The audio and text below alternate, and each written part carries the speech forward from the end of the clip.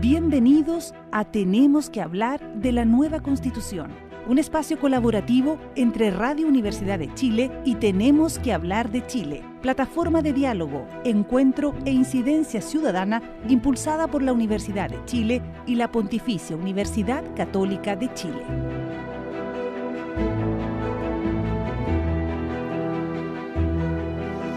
Comenzamos entonces y damos la bienvenida a quien nos acompaña cada martes acá en estudio, Francisca Minassian, licenciada en Ciencias Sociales, gestora de incidencia, Tenemos que hablar de Chile y coordinadora de los diálogos autoconvocados en medio de este último proceso constitucional. Francisca, bienvenida. Hola, muchas gracias Diana, muchas gracias Claudio. ¿Qué tal, Francisca? Muy bien. Bueno, ¿qué tenemos para esta semana? Bueno, contarles un poquitito que ya estamos a puertas de terminar la votación, ¿cierto?, en el Pleno. La semana pasada se avanzó muchísimo en la votación y aprobación de distintos artículos, de distintos capítulos. Casi se avanzó la votación de 8 capítulos completos que tienen que ver con Congreso Nacional, por ejemplo, con Gobierno y Administración del Estado, Administración Local, Administración Regional, también Tribunal Constitucional, Poder Judicial. Se avanzó también en el Servicio Nacional de Acceso a la Justicia y Defensoría a las Víctimas. Y es interesante también que se aprobaron 2 capítulos nuevos de Defensa Nacional y Seguridad Pública. Y hoy día, martes, ya el Pleno del Consejo está votando la Contraloría General de la República, los artículos relativos a ese organismo y también al Banco Central. Sí, bueno, vamos a ver cómo va avanzando esto porque sobre las fechas el Pleno tiene hasta mañana, miércoles 4 de octubre, claro, tengo entendido, para votar ya todos estos artículos del texto constitucional. Revisemos, Francisca, cómo van las votaciones. Así es, ya no queda nada. Mañana es el último día del Pleno para terminar de votar los distintos artículos y capítulos, así que ya van en las últimas. De hecho, los capítulos de hoy día de Contraloría y Banco Central son el capítulo 11 y 12 respectivamente, así que ya estamos casi en la recta final.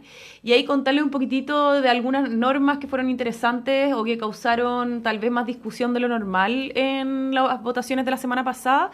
Por ejemplo, con votos favorables del Partido Republicano y de Chile Vamos, se aprobó reducir los escaños del Congreso de la Cámara de Diputados, que fue un tema bastante discutido.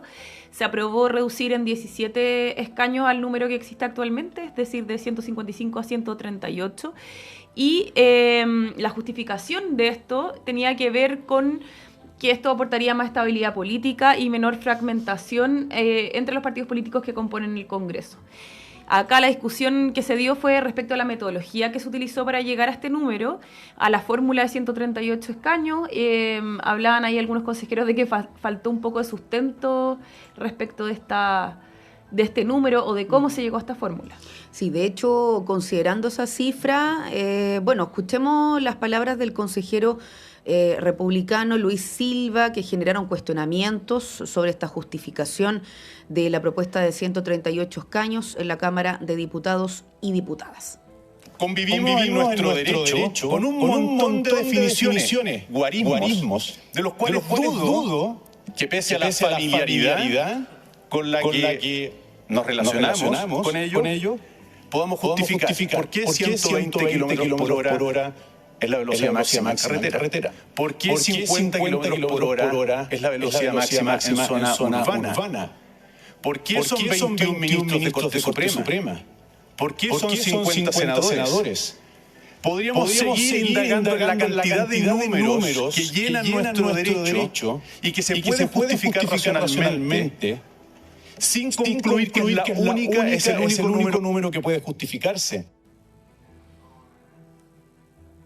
Sí. Claro, ahí hubo bastante discusión respecto a la justificación de esta fórmula de los 138 escaños. Hubieron algunos cuestionamientos, por ejemplo, de las consejeras de las comisiones expertas, Antonia Rivas de Convergencia Social y Paz Anastasiadis de la Democracia Cristiana, que acusaron falta de sustento en el debate, de que no sabían cómo se había llegado a este número mágico que parecía un poco sacado como debajo de un sombrero, lo habrán elegido al azar, es un promedio, pero finalmente esta norma se aprobó y se aprobó reducir los escaños del Congreso, son 17 escaños menos. Y ahí también comentar respecto de otras normas que fueron interesantes, que eran normas importantes para ciertos sectores, claro, dentro del corazón de las demandas que vienen dando hace algunos años, respecto al capítulo 4.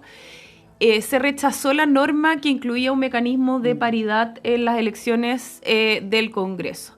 Era un mecanismo de paridad de salida que corregía la distribución y asignación de los escaños del Congreso, estableciendo que entre mujeres y hombres, o sea, respecto a cada sexo, debía haber al menos un 40% de representación de mujeres y de hombres, y que también ningún sexo podía superar el 60%. Bueno, esta norma, si bien contó con varios votos favorables, por ejemplo, de Chile Vamos, allá hubieron varios consejeros como Gloria Huth, Germán Becker, de Renovación Nacional, que votaron a favor de esta norma, y también la bancada oficialista.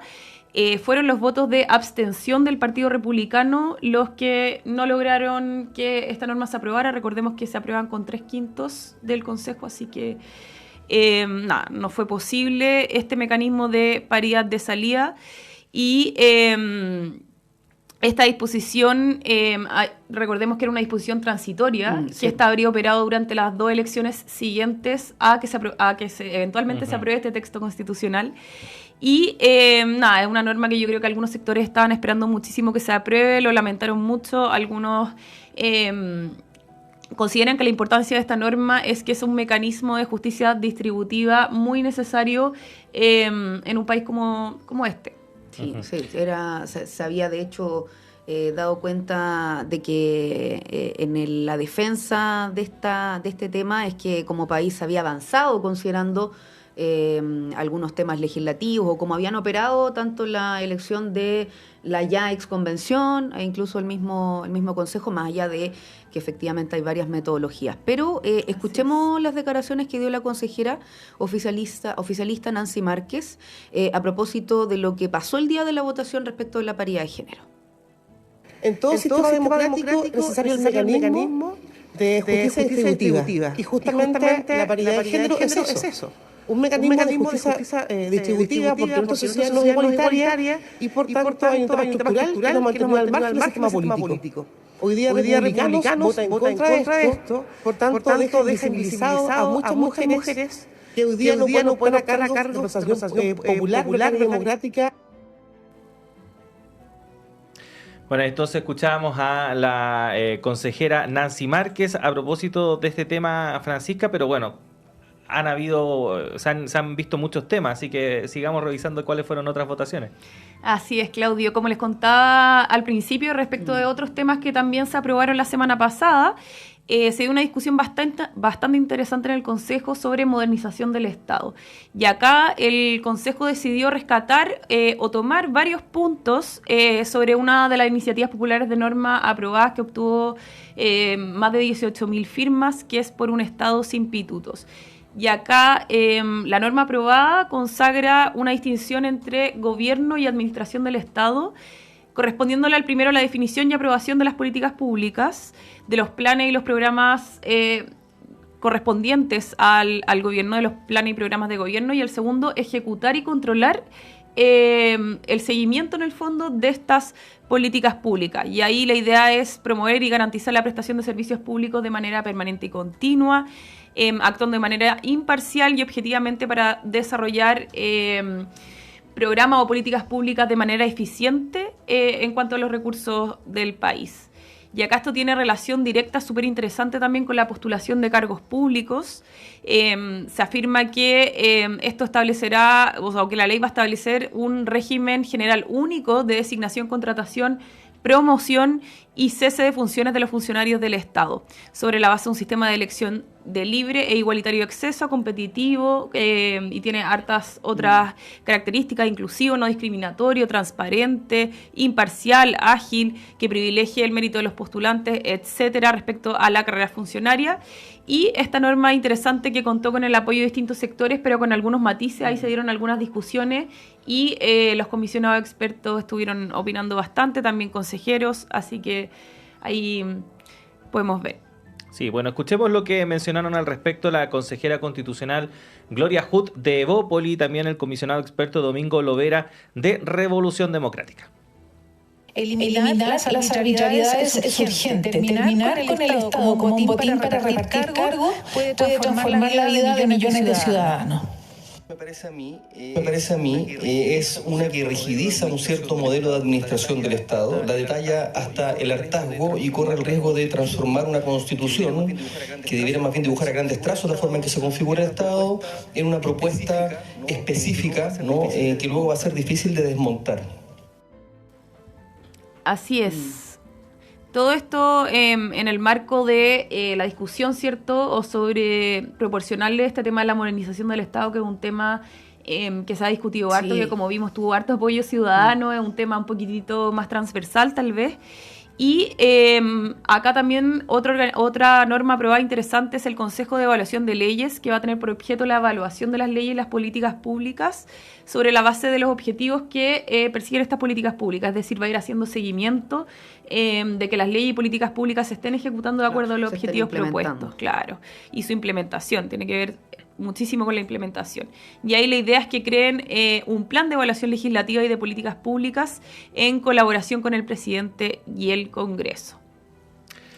Sí, bueno, vamos a ver qué va a pasar entonces, porque no va quedando nada. Les recordamos a quienes no se escuchan que el plebiscito nacional se realizará el próximo 17 de diciembre y el voto es obligatorio, así que todas y todos estamos convocados a las urnas y si vamos a votar tenemos que hacerlo de la manera más informada posible. Con todos los detalles, porque además, Francisca, claro, mañana, 4 de octubre, terminan estas votaciones en particular y ahí vienen las siguientes etapas que de hecho ha sido comentada estos días por las aprobaciones de ciertas enmiendas. Bueno, ¿qué rol van a tener los comisionadas expertas?